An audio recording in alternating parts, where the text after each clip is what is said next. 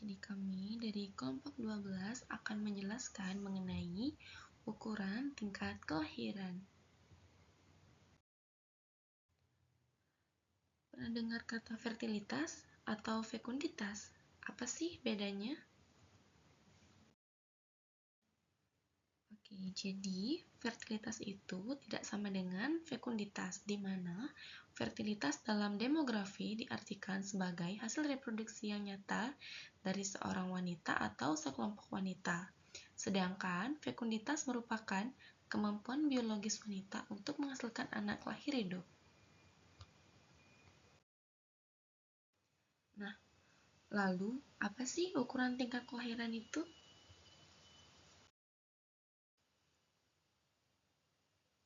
Kompleksnya pengukuran fertilitas karena kelahiran melibatkan dua orang, yaitu suami dan istri, sedangkan kematian hanya melibatkan satu orang saja, yaitu orang yang meninggal.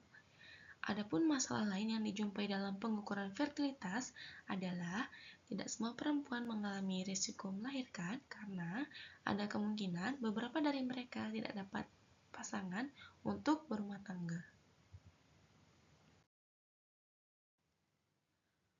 Apa saja faktor-faktor yang mempengaruhi tingkat kelahiran? Adapun faktor yang mempengaruhi tingkat kelahiran. Yang pertama, kontrasepsi atau pencegahan pembuahan.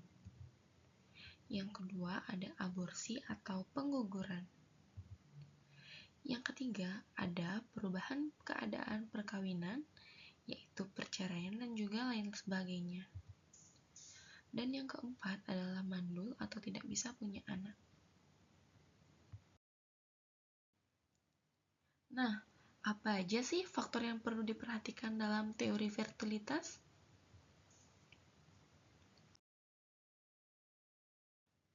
Dalam teori fertilitas perlu diperhatikan beberapa hal, antara lain yang pertama yaitu angka laju fertilitas menunjukkan dua pilihan jangka waktu, yaitu jumlah kelahiran selama jangka waktu pendek dan jangka waktu panjang. Kemudian, suatu kelahiran disebut lahir hidup apabila pada waktu lahir terdapat tanda-tanda kehidupan, misalnya menangis dan jantung berdenyut. Selain itu, ada pun pengukuran fertilitas yang lebih rumit daripada pengukuran mortalitas. Kemudian, konsep-konsep teori fertilitas itu bagaimana? Nah, konsep-konsep dari fertilitas yaitu yang pertama adalah lahir hidup, di mana kelahiran bayi tanpa menghitungkan lamanya di dalam kandungan, di mana si bayi akan menunjukkan tanda-tanda kehidupan. Yang kedua, yaitu lahir mati, di mana kelahiran seorang bayi dari kandungan yang berumur minimal 28 minggu, tanpa menunjukkan tanda-tanda kehidupan.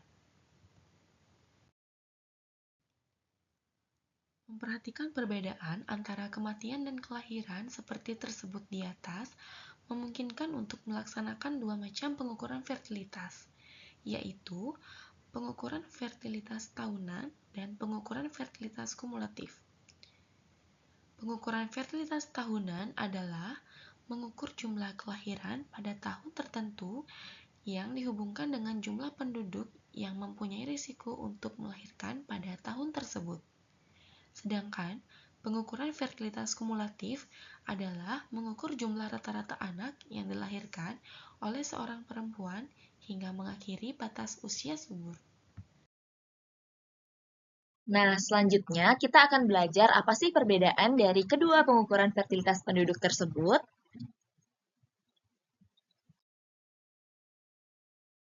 Oke, yang pertama ada pengukuran fertilitas tahunan, yaitu mengukur jumlah kelahiran pada tahun tertentu dibandingkan dengan jumlah penduduk yang mengalami resiko melahirkan pada tahun tersebut.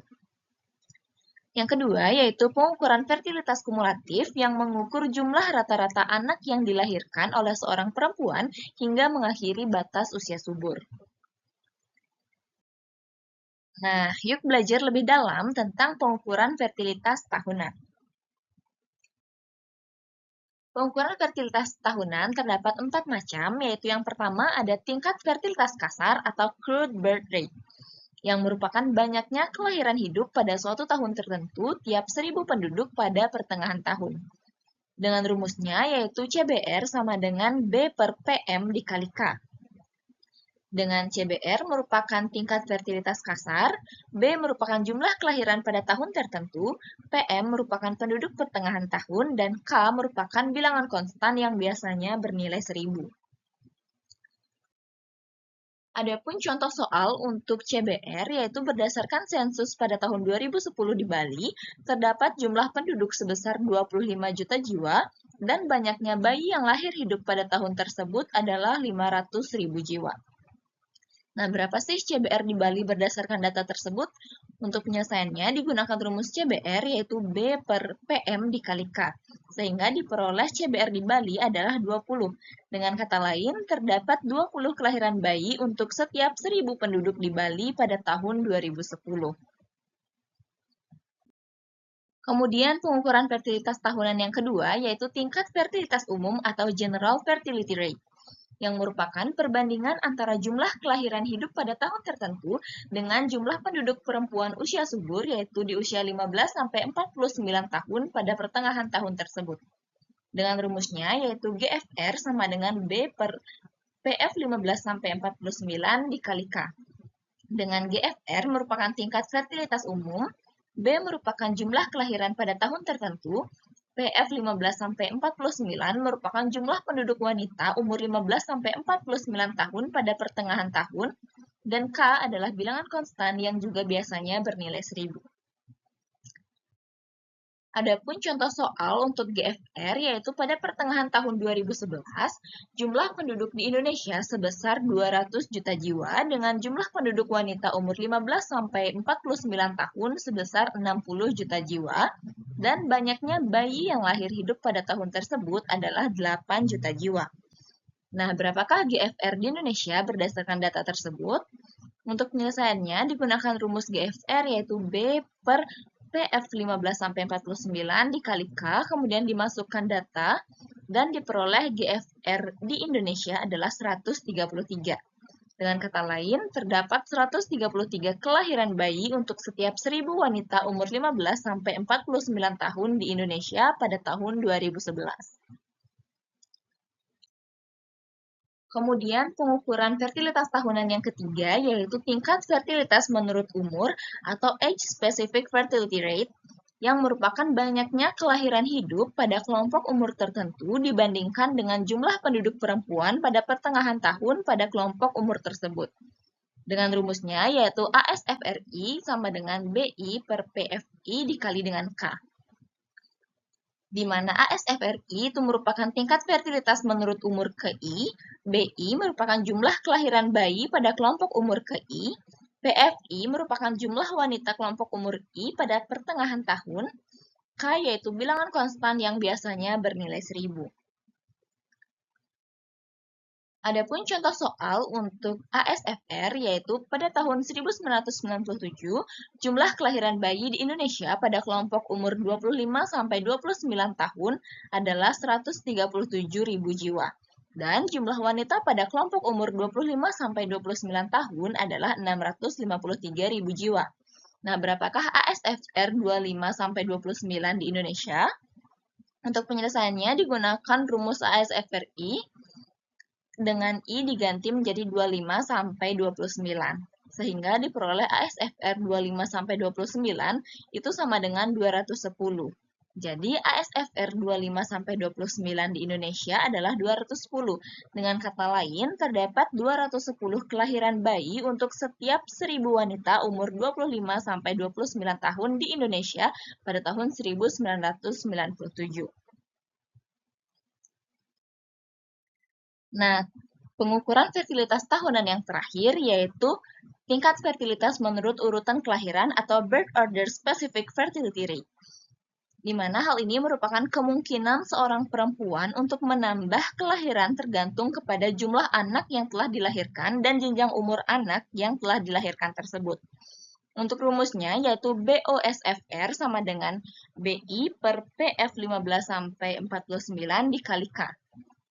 Di mana BOSFR merupakan tingkat fertilitas menurut urutan kelahiran, BI merupakan jumlah kelahiran urutan ke I, PF 15 sampai 49 merupakan jumlah penduduk wanita umur 15 sampai 49 tahun pada pertengahan tahun, dan K adalah bilangan konstan yang biasanya bernilai 1000. Nah, tingkat fertilitas menurut urutan kelahiran sangat penting untuk mengukur tinggi rendahnya fertilitas suatu negara. Kemungkinan seorang istri untuk menambah kelahiran tergantung pada jumlah anak yang telah dilahirkan. Seorang istri mungkin menggunakan alat kontrasepsi setelah mempunyai jumlah anak tertentu dan juga umur anak yang masih hidup. Penjumlahan dari fertilitas menurut urutan kelahiran akan menghasilkan tingkat fertilitas umum atau General Fertility Rate. Sehingga rumus GFR itu juga bisa menjadi sigma dari BI per PF 15 sampai 49 dikali K. Adapun contoh soal untuk BOSFR, yaitu pada tahun 1997 jumlah kelahiran bayi ketiga adalah 1.475 jiwa. Dan jumlah wanita pada kelompok umur 15 sampai 49 tahun adalah 18.456 jiwa. Nah, berapakah BOSFR di Indonesia? Untuk penyelesaiannya digunakan rumus BOSFR dengan I-nya yaitu 3. Sehingga diperoleh BOSFR di Indonesia adalah 80. Dengan kata lain, terdapat 80 kelahiran bayi ketiga untuk setiap 1.000 wanita umur 15 sampai 49 tahun di Indonesia pada tahun 1997. Oke, sekarang kita akan belajar tentang pengukuran fertilitas kumulatif. Nah, di dalam pengukuran fertilitas kumulatif, kita mengukur rata-rata jumlah kelahiran hidup laki-laki dan perempuan yang dilahirkan oleh seorang perempuan pada waktu perempuan itu memasuki usia subur hingga melampaui batas reproduksinya, yaitu di range umur 15 sampai 49 tahun. Nah, terdapat 3 macam ukuran fertilitas kumulatif yang akan dibahas, yaitu yang pertama tingkat fertilitas total, yang kedua gross reproduction rate, yang ketiga reproduction rate, net reproduction rate. Nah, lalu yang pertama itu tingkat fertilitas total, yang dimana jumlah kelahiran hidup tiap 1.000 wanita yang hidup hingga akhir masa reproduksinya, dengan catatan yang pertama tidak ada wanita yang meninggal sebelum mengakhiri masa reproduksinya. Yang kedua itu tingkat fertilitas menurut umur tidak berubah pada periode waktu tertentu. Nah, rumusnya itu 5 kali sigma I ASFRI, yang dimana sigma itu penjumlahan tingkat fertilitas menurut umur, terus ASFRI-nya itu tingkat fertilitas menurut umur KI dari kelompok berjenjang 5 tahunan. Nah, untuk contoh soal itu didapat kelompok umur, itu terus pendidikan wanita, kelahiran, dan SFR-nya, yang dimana untuk menentukan tingkat fertilitas totalnya yaitu 5 kali sigma, sehingga totalnya itu didapat 1.110, yang berarti jika dibagi dengan 1.000 wanita, yang artinya setiap wanita rata-rata memiliki 1 anak dalam masa reproduksinya. Seperti itu.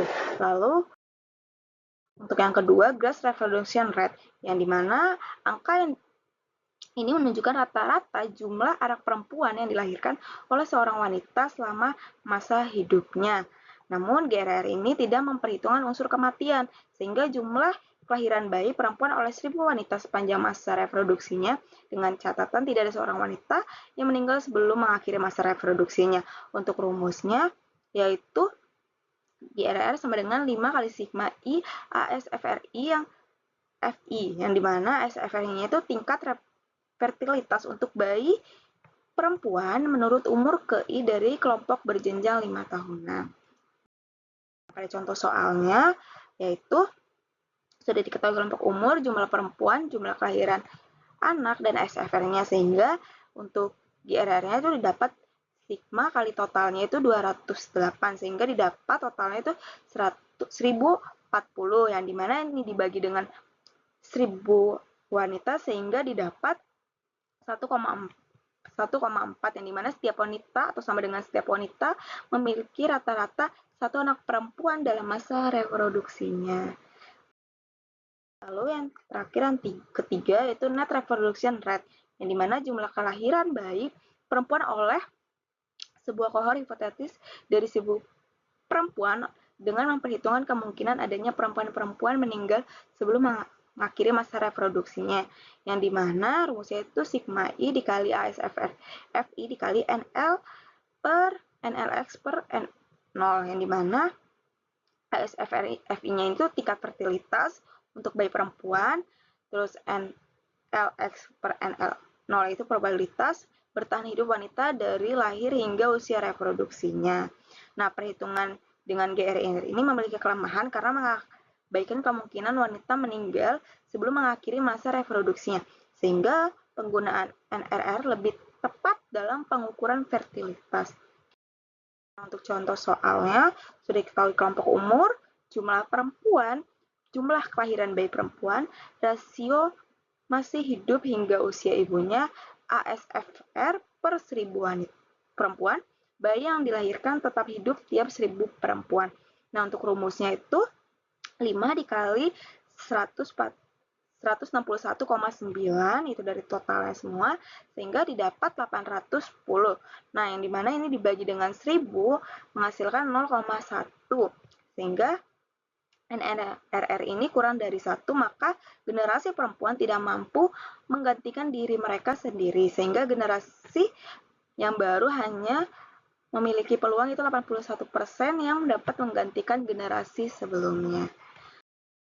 Nah, lalu untuk faktor-faktor yang mempengaruhi tingkat rendahnya struktur umur, yaitu yang pertama ada faktor demografi dari struktur umur, struktur perkawinan, umur kawin pertama, paritas, displus perkawinan, dan proporsi yang kawin.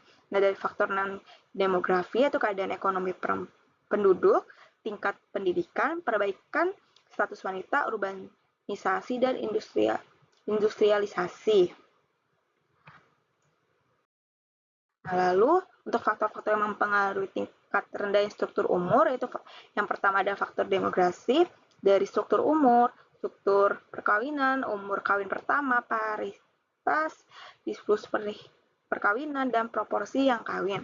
Nah, dari faktor non-demografi yaitu keadaan ekonomi penduduk, tingkat pendidikan, perbaikan status wanita, urbanisasi, dan industrialisasi. Oke, cukup sekian penjelasan yang dapat kami sampaikan. Mohon maaf ada salah kata atau kurang dalam penyampaiannya. Sekian, kami akhiri. Terima kasih.